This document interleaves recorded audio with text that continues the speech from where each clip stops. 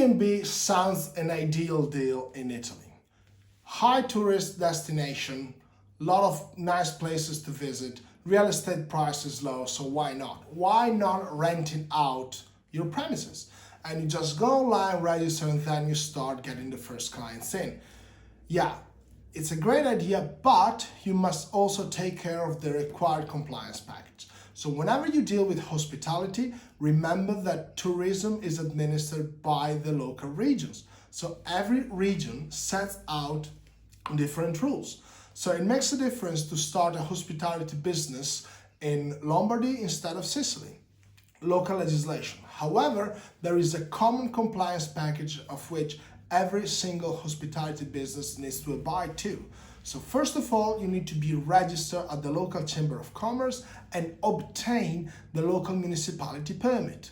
So the local municipality permit, you need to communicate, and some do online, some still do on the old-fashioned paper. You have to say which home, why do you occupy that home? Are you the owner? Are you the lessor?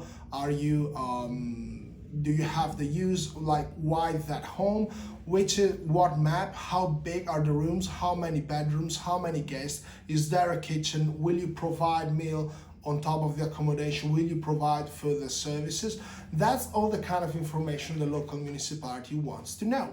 And once you get that, so you're registered at your local commune and the Chamber of Commerce, you need to register at the local police station.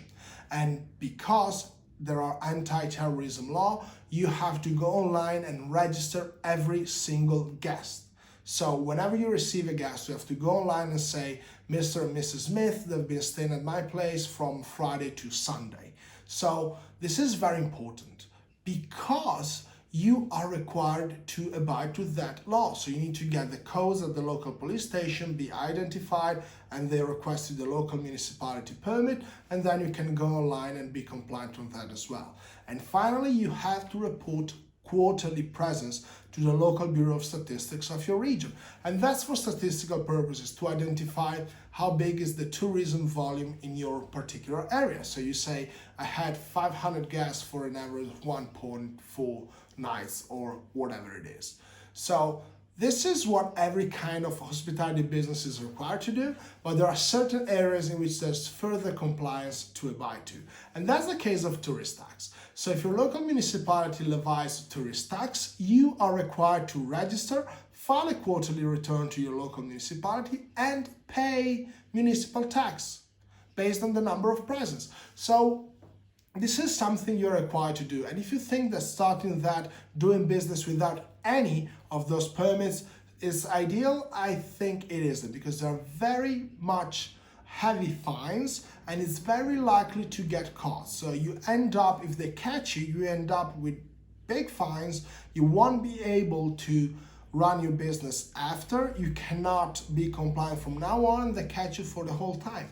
And remember, this is the kind of business in which you are on the internet, in which you advertise a lot. So it's very easy to be found out. So don't make the mistake, get the right compliance, and that's it. That's the only way to run the hospitality business here in Italy.